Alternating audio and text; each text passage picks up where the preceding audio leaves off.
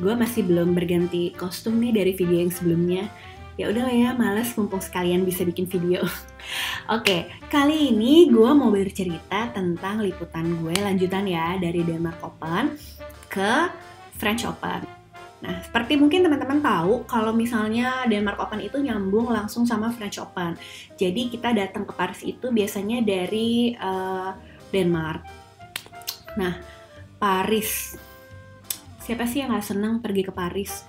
Walaupun Paris tuh memang yang gak seperti kayak seindah hayalan gitu lah ya. Kadang-kadang kotanya juga ada bagian-bagian kota yang kurang bersih, terus udah gitu kurang aman, banyak copet dan lain-lain. Tapi so far sih alhamdulillah gue belum pernah mengalami kejadian yang gak enak, jangan sampai ya. Jadi so far yang enak-enak aja. Biasanya hari pertama tiba di Paris itu biasa grocery shopping. Jadi kita biasanya sambil makan malam itu pulangnya ke supermarket dan membeli kebutuhan-kebutuhan untuk seminggu ke depan. Jadi waktu di Paris 2018 itu teman grocery shopping gua pada saat itu adalah Gel, Apri, sama Butet. Nah, Paris itu memang kayak lekat banget memori gue tuh sama mereka karena pada saat itu mereka tuh juara. Apri sama Gel tuh juara, kalau nggak salah gue lupa tahunnya ya, 2000 berapa sih Apri sama Gel juara. Pokoknya di Paris, sama Owi Butet juga juara. Dan jadi gue cukup banyak menghabiskan waktu sama mereka nih.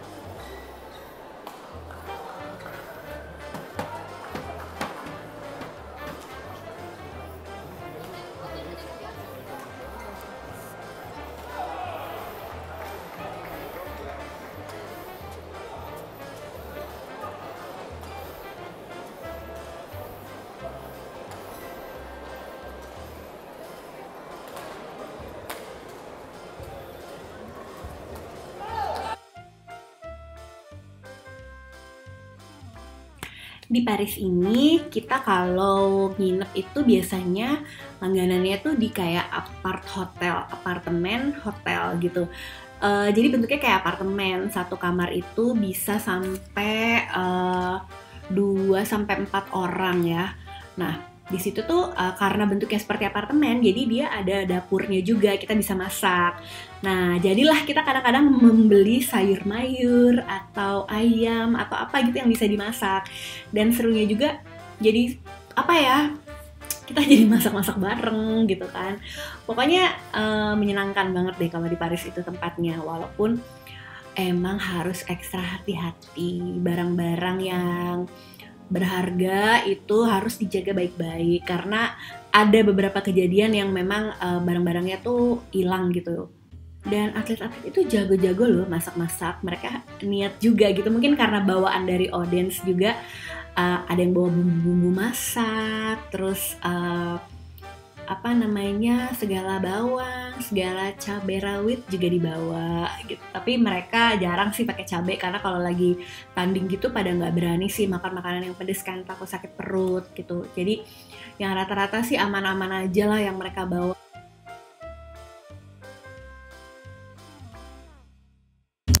Dapat nasi dari KBRI, terima kasih.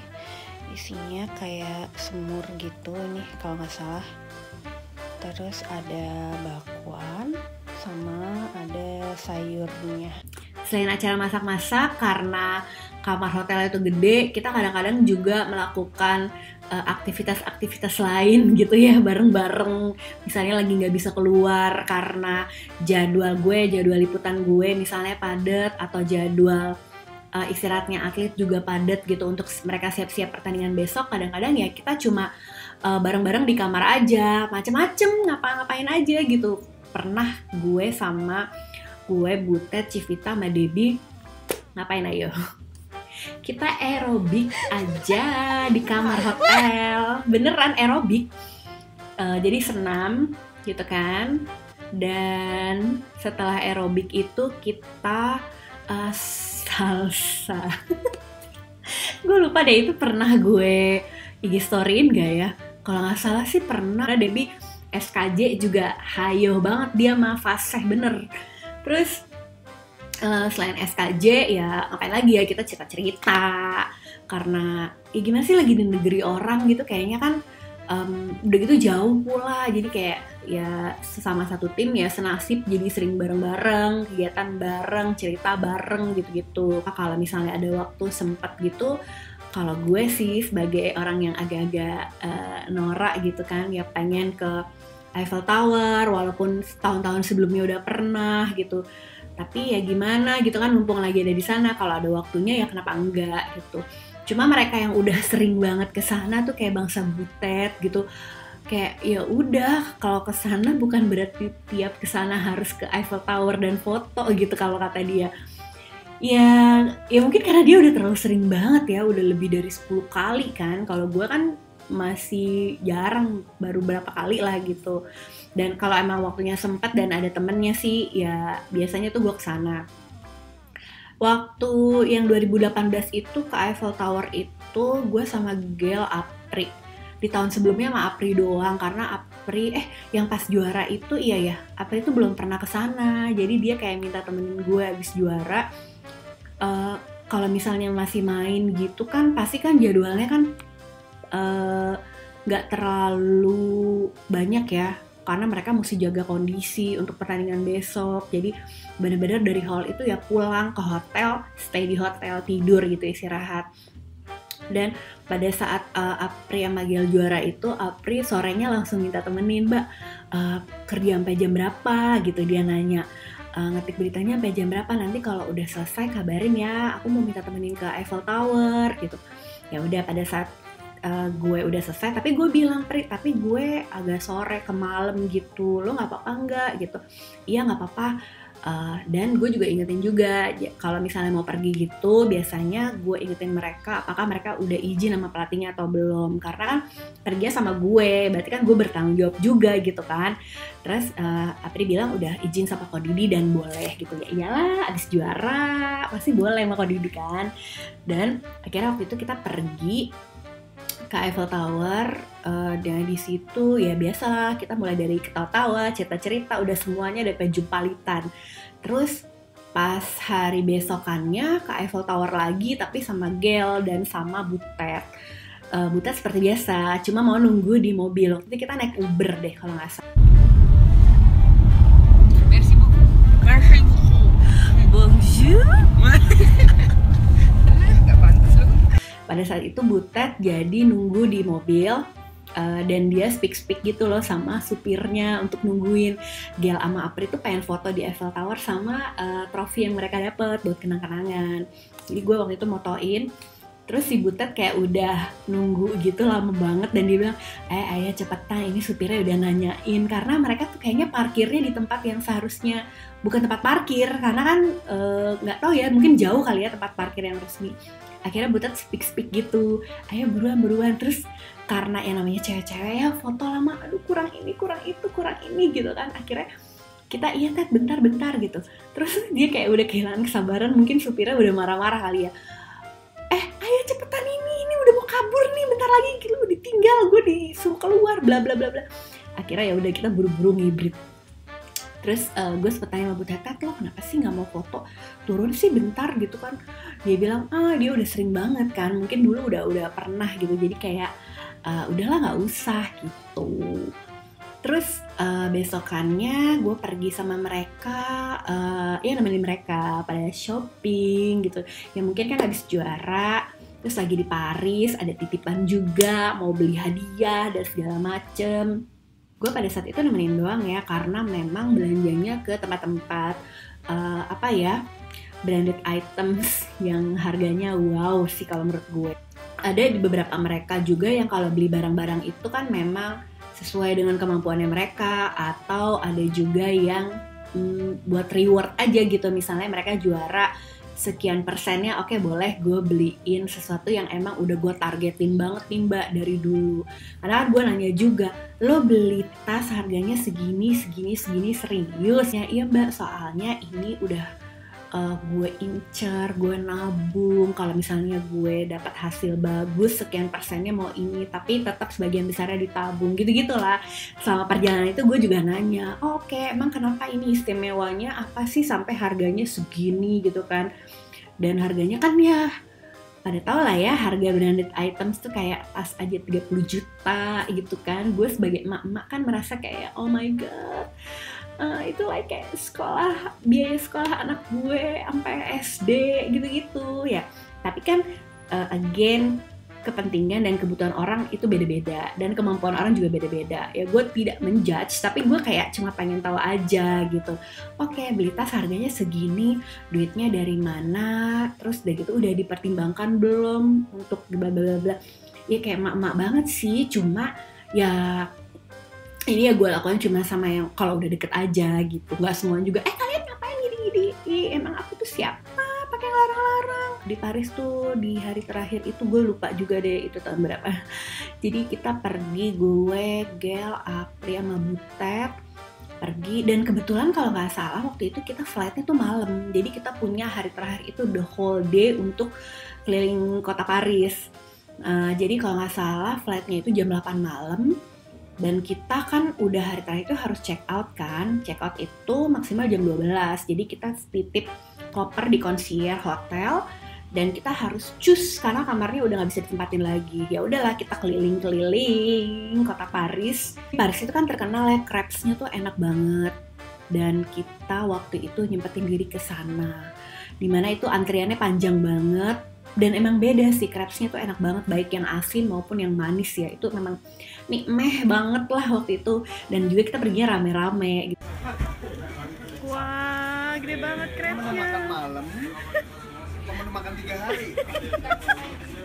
Aduh, dahsyat. Don aku men. Kita lagi berjuang. Lihat gede-gede gini don men. Bos lagi berjuang makan. Buat ampun nyerah. Nyerah bos. Dikit lagi kok. Nyerah. Gloria udah mau nyerah.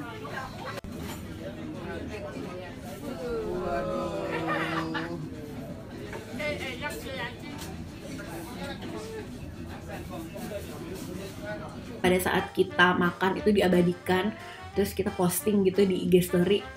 Yang lain tuh yang dulu-dulunya pernah ke Paris juga, atlet atau mantan atlet tuh pada mengirim pesan-pesan kayak, hey, curang ya kalian bla bla bla bla, karena emang seenak itu sih crepes-nya. Terus ada juga di Paris itu tempat makan langganannya anak-anak, nama daerahnya Chinatown. Itu mereka nyediain, ada satu restoran Chinese gitu, punya menu makanan duck rice, nasi bebek. Gue nggak tahu kenapa enak banget, gue juga bingung ya, enak banget. Dan sambelnya itu juga, aduh pokoknya enak banget deh. Gue malam sebelum Gel Apri juara itu mereka minta temenin mau makan di situ. Gue udah bilang, besok kalian main, nggak apa-apa nih. Terus Gel sama Apri bilang nggak apa-apa Mbak, justru mereka emang lagi butuh carbo loading gitu loh untuk power, karena kalau nggak salah semifinalnya juga mainnya udah kayak berat banget kan. Terus ya memang tempatnya nggak gitu jauh sih, dan juga udah diizinin juga sama Kodidi sama pelatihnya boleh gitu. Oke, waktu itu akhirnya kita pergi, mereka makan kayak orang nggak makan setahun gitu. Mungkin karena capek dan butuh makanan ya. Dan jadi kayak gue waktu itu ngeliat juga kayak enak banget. Ya udah akhirnya gue makan, dan emang setiap tahun kita memang udah hampir pasti ke situ. Terus di situ juga ada restoran Vietnam yang nyediain po atau pho ya bacanya. Pokoknya itulah ya, mie noodles gitu. Itu juga ya ampun enak banget. Bahkan ada yang bilang ini pho paling enak, lebih enak dari tempat asalnya di Vietnam gitu. Saking itu enak banget, dan emang itu antri banget sih, masuknya aja tuh antri dan bejubel. Waktu itu gue pergi rame-rame sama atlet-atlet juga, terus sama pelatih juga. Diambilin minum sama coach. air. Coach kita Melati Glo yang lagi sakit hati. Dan handphone gue sempat ketinggalan dong di situ. Gue nyadarnya pada saat udah di tram. Untung pas Find My iPhone, pakai aplikasi Find My iPhone, ketahuan di sana dan disimpenin. Aduh, gue udah parno ketinggalan di tram kan, atau dicopet gitu, karena saking di situ kan banyak banget ya kasus-kasus copet gitu, dan udah pasrah sih kayaknya. Aduh, HP gue mana belum di backup, video-video bareng anak-anak gitu, jadi kayak aduh ngenes banget. Dan ternyata itu ketinggalan di tempat fo itu. Akhirnya gue jalan kaki, lari-lari, ditemenin sama Civita sama Koar, 2 pelatih itu. Pokoknya gue utang budi deh sama mereka. Mereka nemenin gue malam-malam, lari-lari, dapetin balik lagi. Untungnya handphonenya aman dan semuanya pokoknya oke. Thank you banget deh pokoknya Koar sama Civita tuh emang terdabes. Oke, sekian dulu ya video tentang liputan gue di Paris. Nanti next time kalau ada yang perlu ditambahin, gue akan bikin video lagi tentang liputan di Paris. Karena soalnya banyak banget memori-memori yang indah gitu. Dan di video berikutnya gue akan menceritakan tentang liputan di Eropa, yaitu di negara Jerman, Swiss, dan Rusia. Thanks for watching. Bye semua.